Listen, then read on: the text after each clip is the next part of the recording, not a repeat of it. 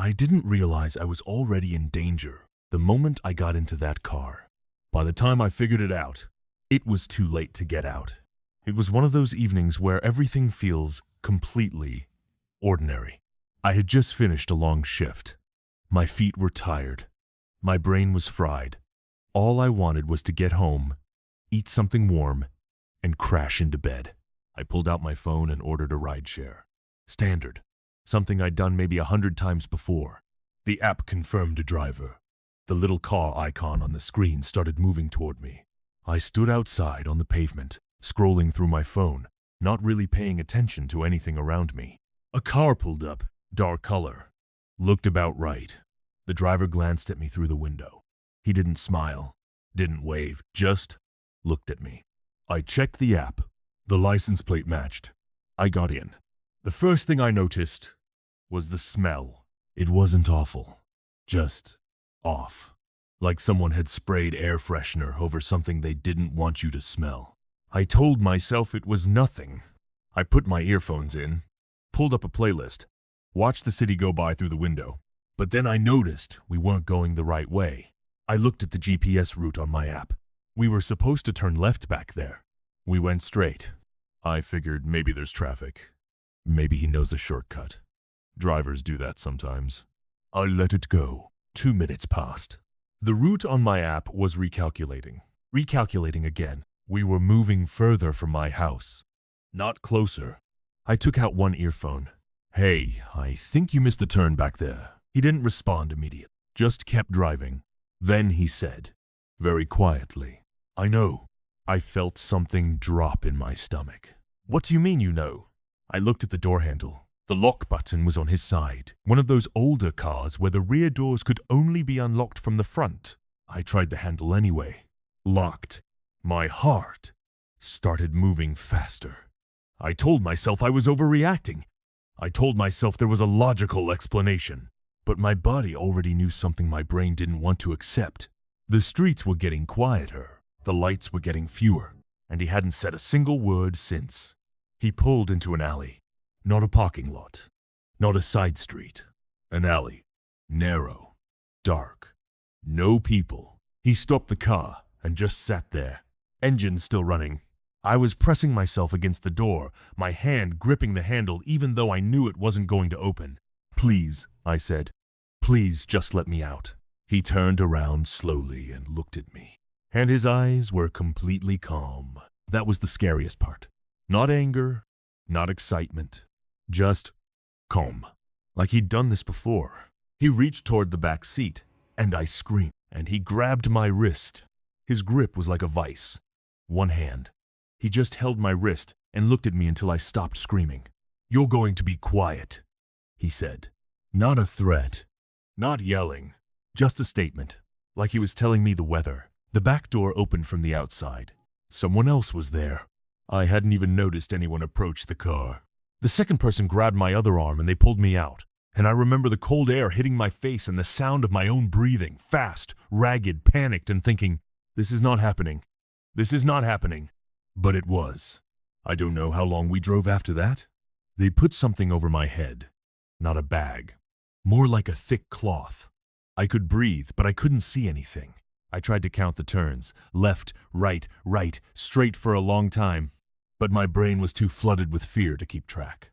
When the car stopped, they walked me into a building. I could tell from the sound the way my footsteps echoed that it was a large space. Empty. Concrete floors. They sat me down on something hard. A chair. They didn't tie my hands. They didn't need to. Because the second they removed the cloth from my head and I could see where I was, I understood that running was not an option. It was a warehouse. Or something like it. The ceiling was high and dark. There were no windows I could see. A single light hung above me, swinging slightly.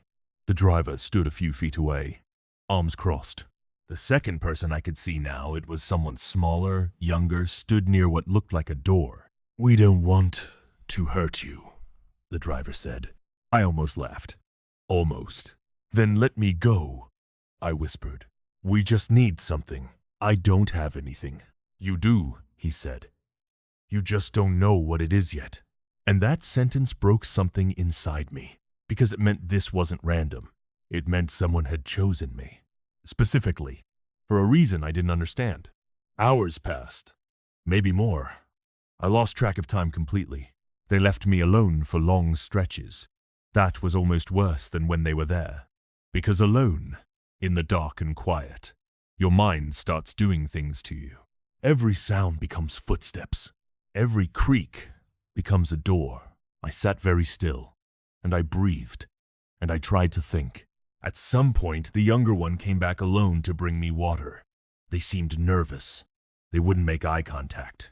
I watched them carefully. Their hands were shaking. That told me something. Only one of them actually wanted to be here. I kept my voice very low, very calm. "How old are you?" I asked. They didn't answer. "You don't have to do this," I said. Nothing. But they didn't leave immediately either. They stood there for a moment, just a moment, and I could see something moving behind their eyes. Doubt? I didn't push harder. I just let the silence sit.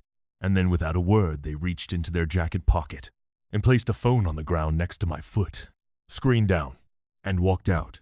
I sat completely still for 10 seconds. Then I picked it up. No passcode. I called for help. When it was over, when I was outside, wrapped in something warm, surrounded by people, I kept thinking about that phone, about that small, quiet act. I don't know what happened to them after that night. I don't know if they're okay. But I think about them more than I think about the driver. Because in the middle of the worst night of my life, someone chose to be human. And I'm still not sure if that makes the story better, or just more complicated. I had lived next to that apartment for 2 years. 2 years. And I never once questioned what was behind that door. I wish I never found out.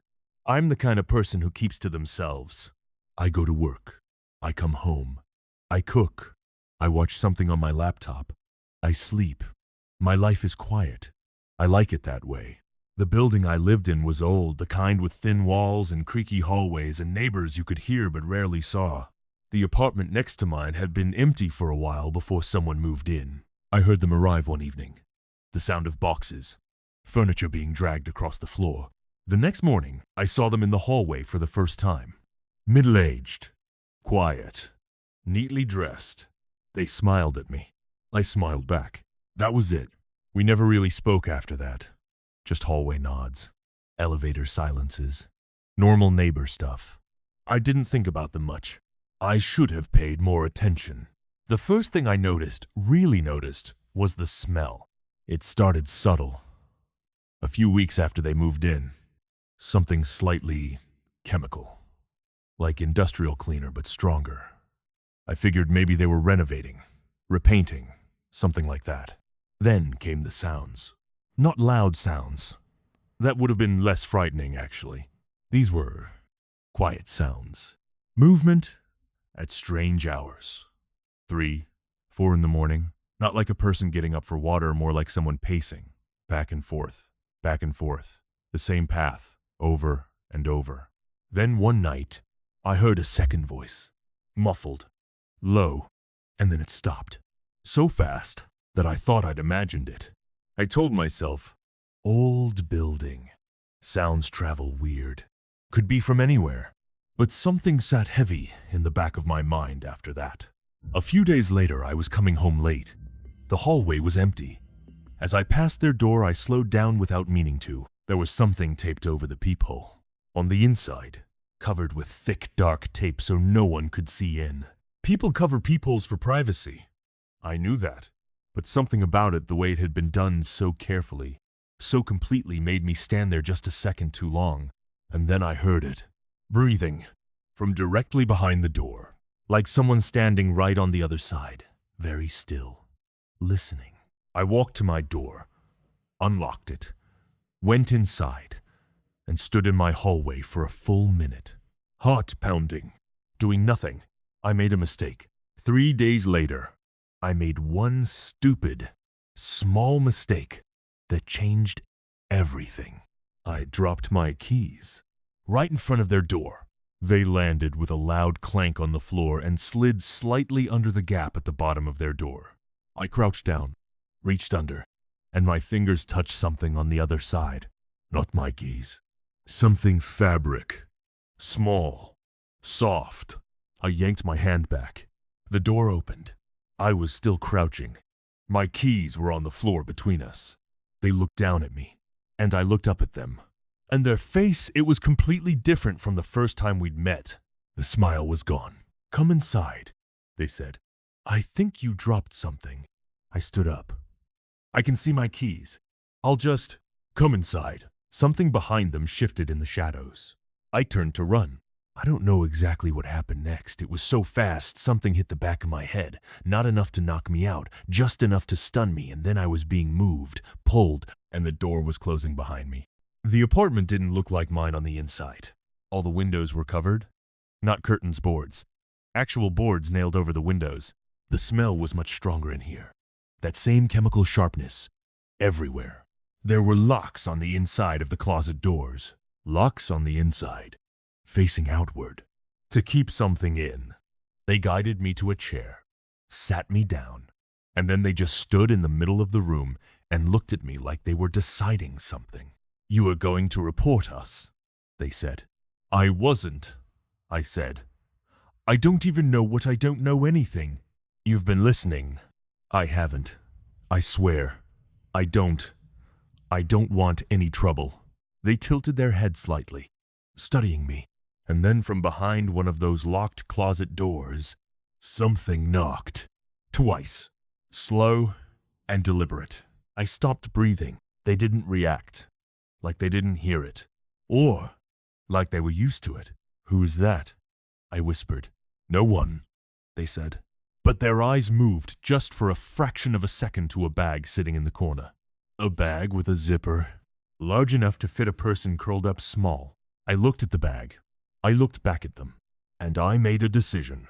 I didn't try to fight them. I want to be clear about that. I was not brave. I was terrified. My hands were shaking so hard I could barely control them. But I had one thing they didn't expect. My phone was still in my pocket. When they turned away just for a moment, I pressed the side button 3 times. Emergency SOS. Silent alert. No sound, no indication. It just sent my location. And then I waited. I talked to them. I kept my voice calm. I asked them questions not to be curious, just to keep them talking, to keep them looking at my face, and not my hands. I said I understood. I said I hadn't seen anything. I said I just wanted to go back to my apartment, and we could pretend none of this happened. And something strange happened. They seemed to want to believe me. I think they were tired. I think, and this is the most disturbing part, I think they were as scared of this situation as I was. Whatever they were doing in that apartment, whatever this was, it had gone further than they planned, and they didn't know how to stop. When the knock came at the front door, not the closet this time, they both froze. And in that single frozen moment, I ran straight to the front door, threw it open, and the hallway on the other side was full of people. I never went back to that building. I never even went back for my things. Whatever was in that closet, whoever had been knocking, I found out later. But I've decided not to talk about that part. Not yet. Some things you have to sit with for a while before you can put them into words. All I'll say is this. I used to think the scariest thing in the world was being taken by a stranger. But now I know the truth. The scariest thing is realizing that a stranger has been living one wall away from you for months, and you never heard what they were hiding until it was almost too late. I've been asked many times why I still go outside after what happened. And honestly, I don't have a good answer. I just know that if I stop, they win. I like to hike alone. I know people say you shouldn't. I know the advice, tell someone where you're going, go with a group, stick to populated trails. I'd heard all of it. But there's something about being alone in a quiet place, just trees and sky, and the sound of your own feet on the ground, that I'd always found peaceful. I had done this particular trail many times. It was familiar. Not too long, not too short. A few hours out, a few hours back. I knew the markers. I knew the terrain. I packed my bag, water, snacks, a basic first aid kit, and I drove out early in the morning. The parking area was mostly empty. Just 2 other cars when I arrived. Normal for a weekday. I signed the trail register. You write your name and your start time in a little notebook, and I started walking. The air was cold and clean. The trees were still. I felt good. I had no reason to feel anything but good. About 40 minutes in, I noticed someone behind me on the trail. A hiker. Which completely normal. Trails have hikers. But every time I paused to check the map or take a sip of water, they paused too. Not right away. With a slight delay. Like they noticed me stopping and adjusted. I kept walking. Glanced back a few times. They were maintaining exactly the same distance. Not gaining. Not falling behind. The same gap between us. Every time, I told myself I was paranoid. People hike at similar paces. It's a coincidence. I picked up my pace a little. 5 minutes later, I looked back. Same distance. I slowed down dramatically, like I was pretending to look at something on the trail, really taking my time. They slowed too. Stopped altogether for a moment. And when I started walking again, they started again. My mouth went dry. There was a fork in the trail coming up. The left path went to the summit busier, more popular. The right path went toward the ridge quieter, longer, used by fewer people. I had planned to go left. At the last second, I went right. I stepped around the bend and pressed myself against a tree and waited. 20 seconds. 30. And then footsteps. Coming from the left first, then pausing, then shifting direction. Coming right. Following me. I was already moving before they rounded the bend. I moved fast. Not running, you can't run quietly on a trail. And I didn't want them to know I knew. I just walked hard and fast. I kept moving. Looking for other hikers. Looking for any sign of another person. The trail was completely empty. The sound of their footsteps was still there. Behind me. Consistent. And then a second sound appeared. From my left. Footsteps. In the trees. Off trail. Keeping pace with me. There were 2 of them. I started running. I don't care how much noise it made, I ran. And for a moment, I thought I might make it. I was fast. I knew the trail. I had a lead. But the trees to my left erupted. A figure came out of the tree line directly in front of me. I had no time to stop. We collided. I hit the ground hard. The breath left my body completely. I was gasping, disoriented, trying to get up, and they were already on me. Not 1, 2, and the third from behind. Stop fighting, someone said. I was fighting. I didn't even realize it. Pure reflex. Something went over my mouth. The trees above me blurred and spun. And then everything went very, very quiet. I woke up in the dark. Real dark. Not dim, total absence of light. I could not see my own hand in front of my face. I was sitting up. My back was against something rough stone, I thought. Or old wood. I tested my hands. Not tied. Not chained. That confused me more than anything. I stayed very still and just listened. Wind. Distant. Above me. Maybe. Water. A drip somewhere. Steady and slow. And breathing. Not mine. Someone else was in the dark with me. Hello? I said. My voice came back at me strangely. Like the space was small but oddly shaped. No response. But the breathing shifted. Like whoever it was had heard me and was now listening harder. I won't hurt you, I said. To the dark. To whoever was there. And then very quietly someone said, you need to be quiet. They come back when they hear voices. There was someone else there. They'd been there longer. How much longer, they wouldn't say. We sat in the dark, and they spoke in a voice barely above a whisper, and they told me where we were. An underground space, they thought, based on the smell of soil and the temperature. A cellar, maybe, or a cave entrance that had been sealed. There was a door, heavy, metal. They had found it in the darkness by feel, but couldn't open it. There were 3 captors. They knew this from the different footstep sounds above. They brought food twice a day. They didn't speak. I sat with all of this information and felt the panic rising in me like water. How long have you been here? I asked again. They paused. I don't know, they said. I've stopped counting. That was the moment the fear became something else. Something colder. Something that made me very, very focused. The trail register. That's what kept going through my mind. I had signed the trail register that morning. My start time was written in that little notebook, and there was a rule on the trail: if you sign in and don't sign out by a certain time, the rangers do a check. Someone was going to notice. The question was when, and whether it would be soon enough. I had to make noise. I know the other person said not to, and they were right that the captors came when they heard sound. But that was also our only option. I stood up and I pounded on the metal door. Hard, rhythmic, loud. The other person grabbed my arm, begging me to stop, and I kept going. The footsteps came from above, fast. The door opened outward and light flooded in, and I was already moving. I went low, and I went hard, and I moved past whoever was standing in that doorway before they could react. I heard shouting behind me. I was running through a space, a building, rough stone walls toward a sliver of gray light that had to be outside. The door was wooden and old, and it gave under my weight, and I was outside. Cold air, trees, gray morning sky. I ran. I didn't stop. I didn't look back. I ran until I hit the trail, and then I ran down the trail, and it took 40 minutes of running before I saw another human being, a ranger, coming up the path with a radio in his hand, clearly already searching. And when I saw him, I stopped, and I just stood there, breathing. They found the building. They found the door. The other person was still inside. They got them out. That's all I want to say about that. I still go hiking, but I never sign the trail register and walk away in a rush anymore. I stand there for a moment. I look at all the other names in that little notebook. All those people who went out into the trees and expected to come back.